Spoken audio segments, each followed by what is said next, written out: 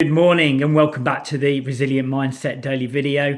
What I wanted to focus on today was about you continuing to be your best coach, not only through the current crisis situation where lockdown in the UK is now into fourth week, likely to be extended to sort of 7 weeks at least, but obviously the difficulties beyond that, the challenges and difficulties beyond that.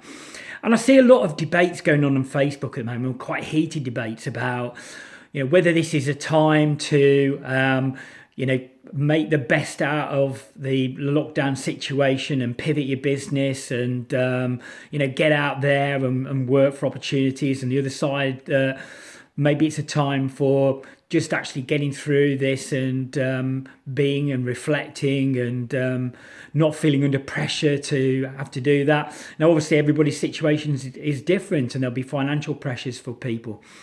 But I think there's a balance there, to be honest. I think that being your best coach is a mix of being your best friend, but also your best friend would push you as well.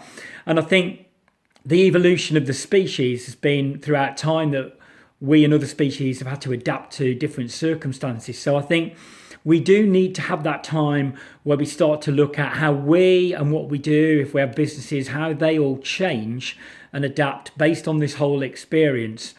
But maybe for you, the time isn't right now to get hell for leather into that. Maybe at the moment you're just looking at creating a steady foundation for the next few weeks. It's whatever is right for you. But being your best coach means being kind to yourself. It means listening to yourself, and it means calming the worry and talking to yourself, as I say, almost like you were a best friend or a close family member, and how you would do that.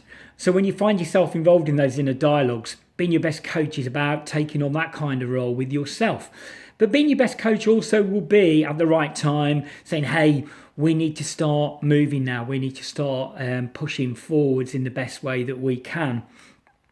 And so that is such a difficult balance. And I think you have to always listen to yourself and, get based on how you feel at that current moment in time as to which path you take, really. And I think instinctively knowing when it's in your best interest to move forwards and when it's in your best interest to just pause, take a break. One of the other daily videos I did was, and I think this is really important, we just come out of an Easter break as well, and I've talked to a few clients about this already during this week, about it was good actually to have a bit of downtime, because I think that some of this remote working, whatever, is making us almost more switched on than we normally are, into our emails and onto social media and whatever, even more actively than we are normally.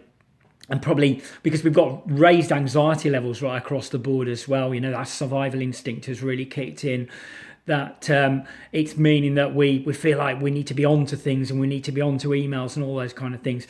And it's important to take some downtime as well. And as your best coach, you would say that to yourself. I say that as a coach to other people I work with. Make sure you're getting some downtime. Make sure you're not always switched on. Make sure you've got some good habits. Make sure you're getting some decent sleep. All of those kind of things. So take away from this message today the importance of being the coach that you would want for yourself. And that means treating yourself with kindness, but balancing it with giving yourself a push when you need to. But don't get necessarily pulled into what you feel you should be doing by the latest post on LinkedIn or Facebook, or even video from somebody like myself.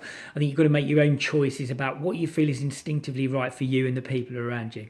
You have a great day, and I'll speak to you tomorrow.